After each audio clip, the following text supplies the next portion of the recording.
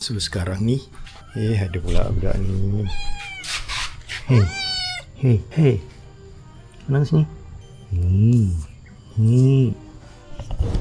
So sekarang ni aku baru balik kebun, aku baru potong rambutan, aku baru balik rumah lah. Yang tadi aku baru potong rambutan untuk nak bagi makcik aku. Ni ada kucing. Kucing ni kan, tengok bulu dia. Macam ada cahaya lah. Tengok muka sikit.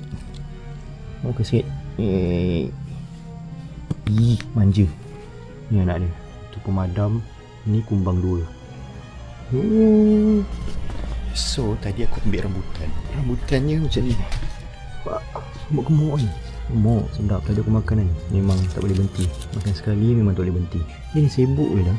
Tu pun ada. Ni pun ada. Banyak lagi kat pokok ni. Alamak, overexpose pula. Aku tak pakai ND filter lah.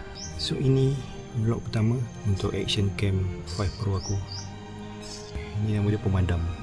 Ni nama dia Habuk. Ni mak dia. Tu kumbang dua.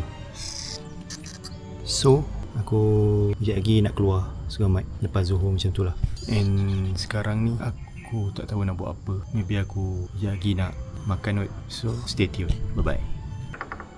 Panjat lah. So sekarang ni aku nak aku nak test ND filter. Aku terpegang pula dalam dia. Dah tak ada apa-apa lah. Nampak kat luar sepanas kan.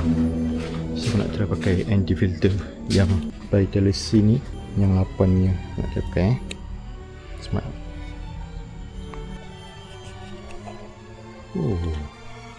Style. Tapi aku lupa nak buka ni.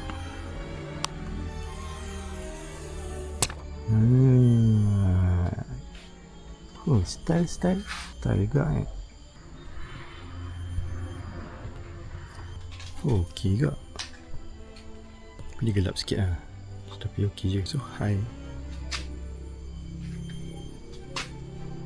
dia gelap sikit lah, boleh lah. So kalau kita tengok langit pun tak ada masalah.